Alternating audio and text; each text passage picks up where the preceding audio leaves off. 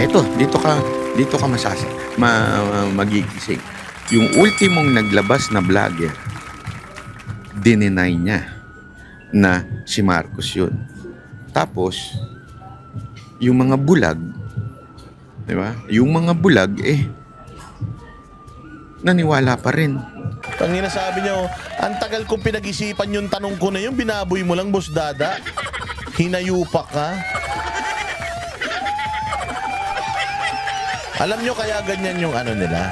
Kaya ganyan yung menu nila? Kaya ganyan yung menu nila? Dahil puta, alam mo, gusto nilang sabihin na ano sila, hindi kami magarbo.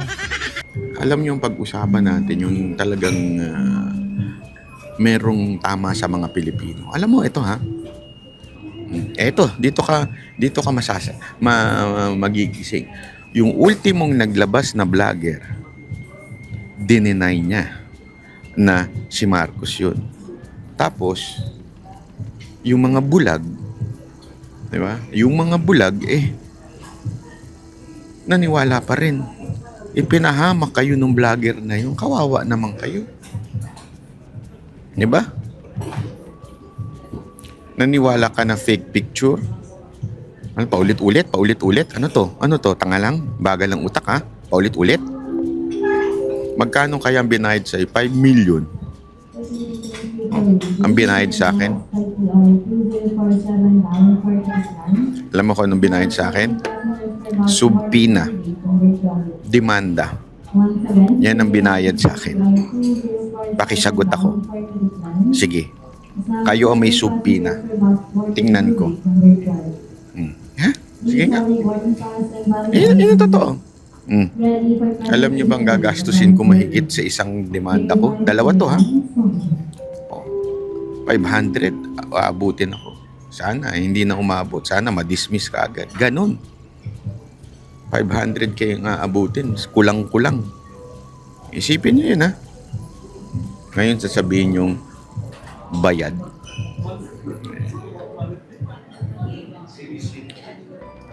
Sabi nito, I believe na hindi nga galing sa mga Duterte, galing ang Polvoron video, and it has nothing to do with Maisog Rally. The video was just shown during Maisog Rally. Oo nga, yun na nga.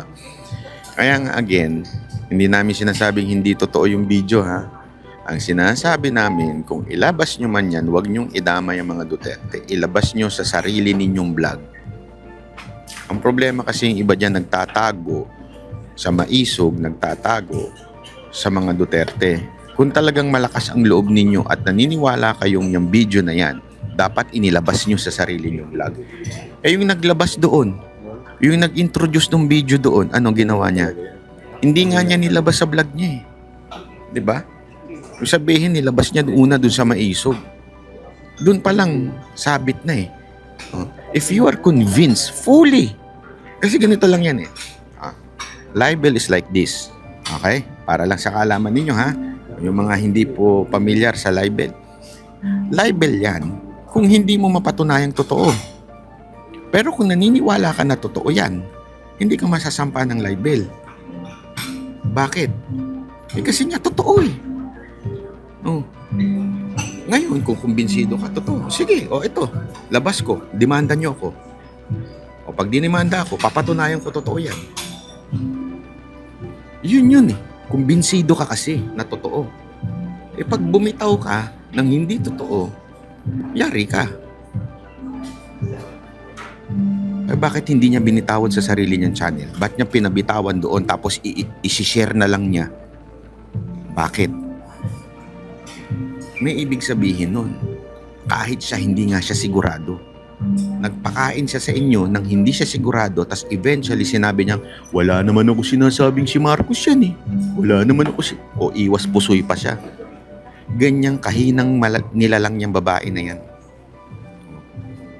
Ano to?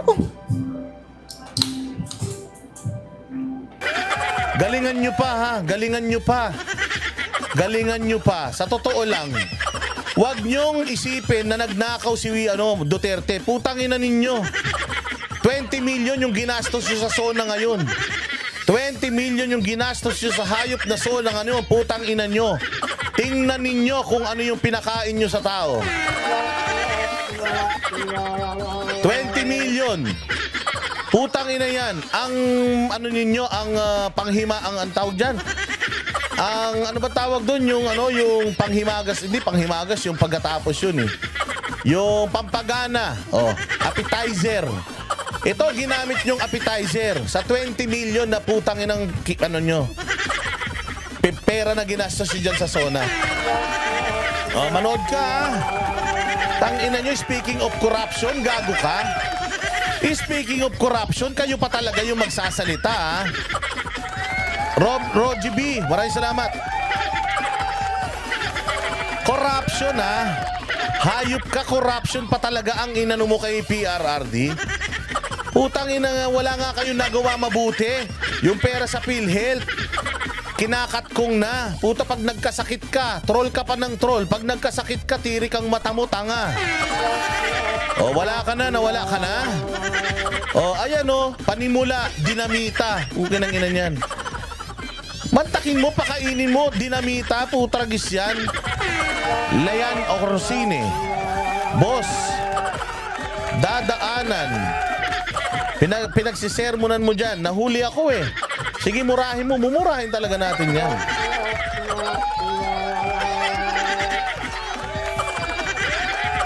Anak ng tinapay kayo. Dinamita. Pinalutong na hamonadong puset. Empanaditang kabutet tokwa. Putang ina, hindi nyo man lagyan ng karne. Mushroom and tofu empanada. Puta, mas masarap pa yung empanada ni ni Goldilocks dyan at saka ni Red Ribbon. Kwek-kwek sa ensaladang pipino. Putang ina niyan, kwek-kwek. Itlog na may balot na harinang kulay orange. 20 million na yan. Ayan sabaw ng sinigang sa bayabas. Puta, alam mo ba yung sinigang sa bayabas, amoy baktol yan? Hazel Frugal, maraming salamat. Putang ina, kwek-kwek, 20 million. Hayop naman talaga yan.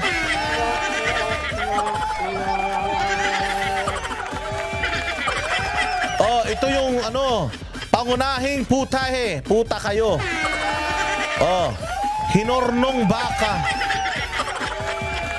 at minasang kamote. Putang ina yan. Smoke beef belly with mashed kamote. Inasal na manok at kanin. Laing na may kanin at dilis. Pansit na kulay puti. Puta, nagpansit kayo, wala pang toyo Tinipid nyo pa yung pansit nyo Lagyan nyo naman ng toyo para magmukha naman brown na pansit yan. Tsaka pansit hab-hab, ayaw nyo pang gumamit ng plato. Tangina nyo. Tapos sasabihin nyo si PRRD kurakot.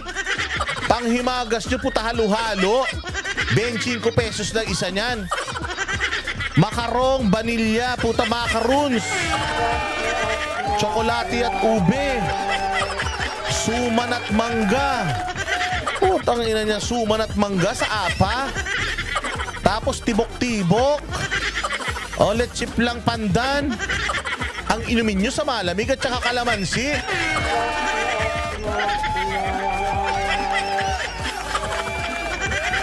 Asan ka na? Nawala ka na. Tangina yan ang sinasabi ko sa inyong mga tansong tanga Huwag na kayong sumubok dito, mapapahamak kayo. Mapapahamak kayo. Tanginan yan. Kalamansi at sampagita. Kung di ba naman gago yung gumawa nitong inumin na to, kailan mo pa ginawang inumin yung pabango?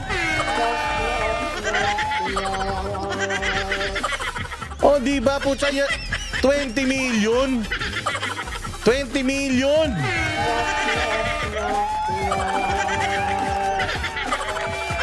Mapagsalita kayo bakit pinipilit? Talinong-talino siya doon. Pucha, nagising siya ngayong umaga. Yun ang pangarap niya. Pucha, yes, may sasabihin ako kay Boss Dada. Narinig ko to kay Bobong vlogger ni Bongbong. Sabi, bakit? Pinipilit niyo si Bongbong mag-drug test?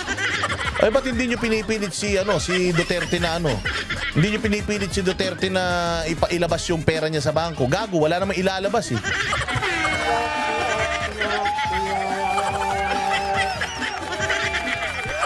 Wala na. Wala na. Tayo na, mas masarap pa dito yung ulam ko ngayon eh.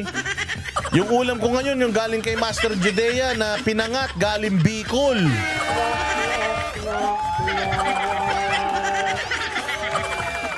Tingnan nyo. Bati ang portion pa lang, hindi na kayo makakalusot dito. Mapapahamak kayo.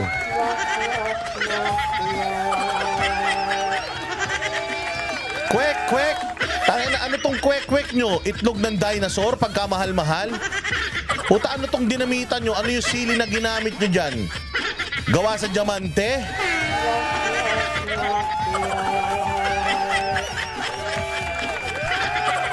Ano tong pinalutong na hamonadong pusit? Artista ba yan? Puta, kaya ganyang kamahal yan?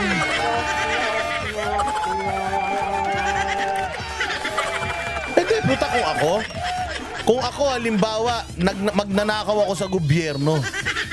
Magnanakaw ako, sanay akong kumain ng Wagyu mula umaga hanggang gabi. Pupunta ako sa zona mo, puta, ina, papakainin mo akong dinamita. Luko-luko ka ba? Baka tayo na binili mo lang yan dyan sa Payatas.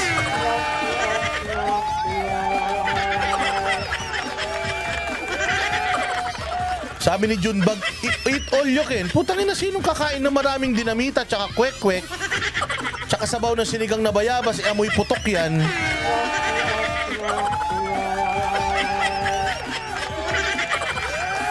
Hindi, totoo yun ha. Oh. Sino dito ang mahilig magsigang? Putang ina, ang dali-dali naman magsigang. Kamura-mura ng North pangsigang mix sa tindahan. Wala pang 20 pesos yan. Tangina, bakit kayo nagsisigang ng bayabas? Ang bantot niya ni. Amoy kilikili ng ano yan ni, ng dragon.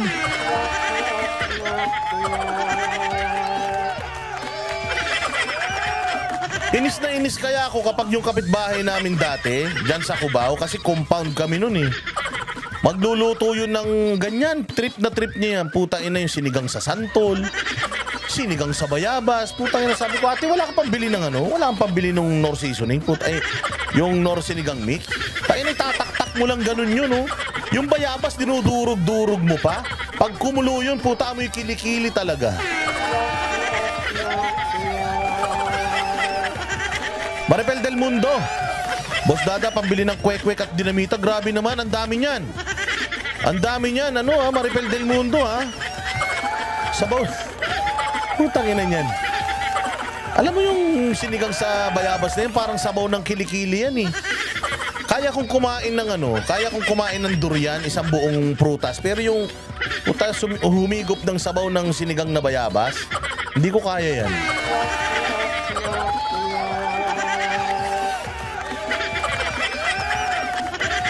Di ba? Pucha yan, kasosyal-sosyal. Si Anhe Evangelista. Si Heart Evangelista, mapapakain mo ng ano, dinamita? Puta, araw-araw yun nandoon sa ano?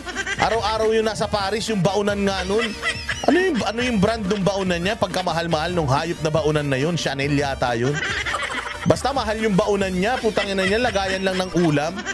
100,000.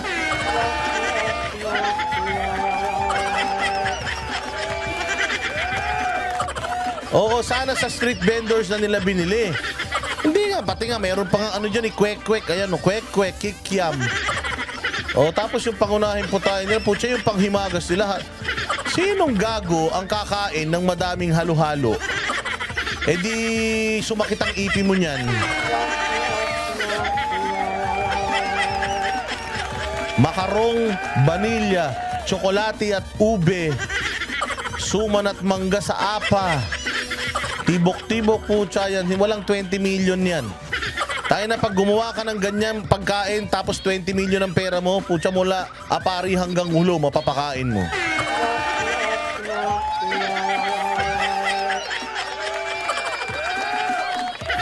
Yung nato sa Japan, kumakain ako noon.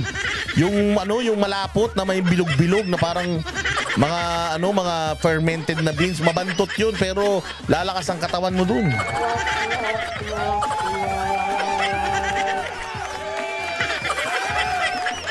Sabaw ng bayabas with Wagyu, putya, sinira nyo naman yung Wagyu, Junbag. Masarap yan pagka sukiyaki. Ilan to, nawala na. Wala na yung bida-bida. No, nakala siguro talaga nila, no, kaya nila magkalat sa channel natin. Akala nila siguro kapag ka nagpunta sila dito tapos may mga pinagsasabi sila, akala siguro talaga nila, no, kayang-kaya na nila tayo. Umuwi siya eh. Umuwi siya. Tangina, sabi niya, oh, ang tagal kong pinag-isipan yung tanong ko na yun, binaboy mo lang, Boss Dada. Hinayupak ka.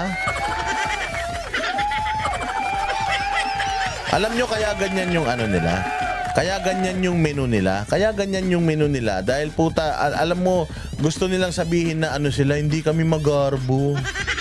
Hindi kami magarbo. Eh, saan napunta yung ano, yung iba? Binulsan nyo na naman.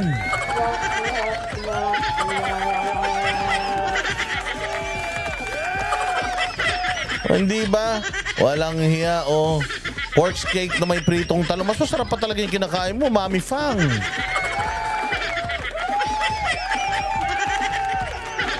Ay, nako. Ewan ko sa inyo, ang gulo-gulo ninyo. O, pero eto,